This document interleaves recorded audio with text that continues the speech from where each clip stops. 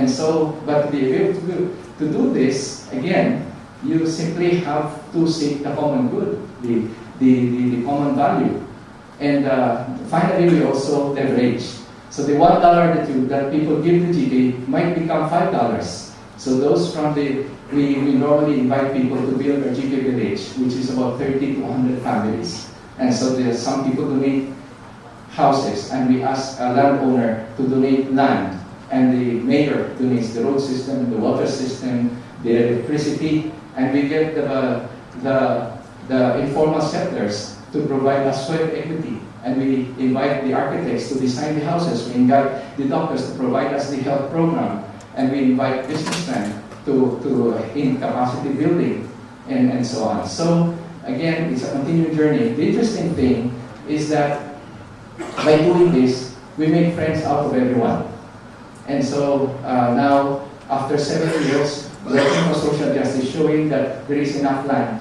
We can even get, we were able to talk to the mayor of Tacloban to do a legislation to end squatting in Tacloban by turning government land, inalienable land, where informal settlers live, into a long-term land use, 50 years, so that we can do the road system, we can do the zoning, and so it is possible for our government officials to actually end poverty. I'll be going to Kalinga, because we need 100 hectares for 10,000 families. So it can be done. The people of Tacloban can help end poverty in the province. Kamsur, we have Governor Galbraith, Villaferte, from the 39 poorest, they are now the 10th richest. They are now #1 as a tourist attraction, and they are now #5 in rice production. They have Gawad Kalinga in every town, and they have additional 12,000 home lots. They're even inviting the informal settlers of Metro Manila who come from Camarines Sur to go back to Kamsur. So again, through partnership.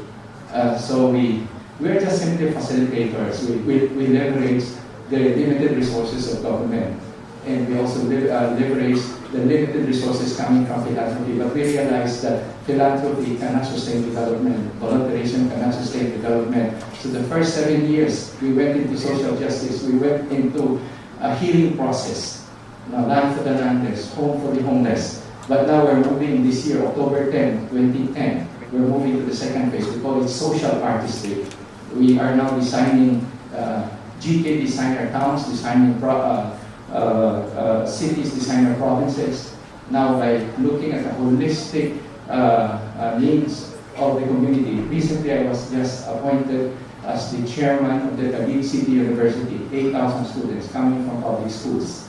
And now we have requested Ateneo and LaSalle, UP, and the other top universities to help us improve the curriculum, to provide mentorship, and I'm inviting also the business sector to help us to educate not just job seekers, but job creators.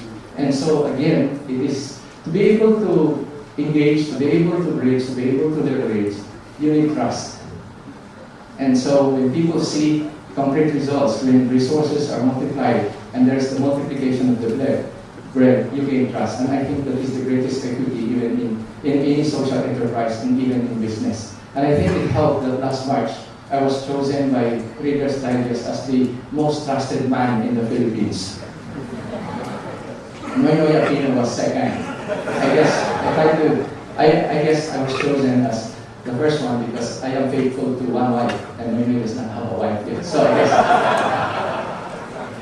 So anyway, we are now working together with several congressmen that by this year, the first 100 days of the president, that we will introduce a legislation of what we call the Kalinga bills to build our Kalinga in every barangay in the country. So we have shown it can be done in 2,000 communities, it can be done in all 44,000 barangays in the country. Just following the build philosophy. And so we are also now moving into social enterprise. And so we're working with the Ateneo School of Management. And we're very privileged to have the support of Dean Budiang, and also some of the brilliant students that we have assigned to us. But our goal in we call our group the CSI,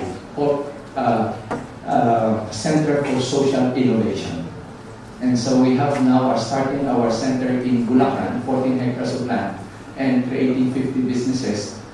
We realized that we have enough big brothers, successful men and women all over the world, philanthropists, successful businessmen, who want to help the poor, the small brother.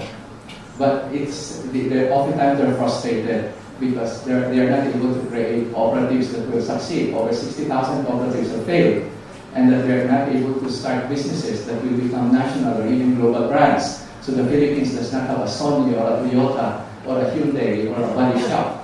And so we realize we have the natural resources, we have the creative talents. How come we cannot bring our country out of poverty? Simply because we have not been able to create wealth that will benefit all. And so the goal of this initiative that we have started is for us to get business graduates to Ateneo to start a business. Not to just work for those who are already established in their business, but for them to create a Filipino brand. For them to make made in the Philippines mean something, to raise the standard of quality, because oftentimes we export good quality, but we just dump export overruns and also rejects on the population. And so our philosophy is to build the Filipino brands that have French quality and Chinese pricing. Because in our present situation, it's oftentimes just Chinese quality and French prices. And so for us, social enterprise is nation building, and no nation was built without any sacrifice.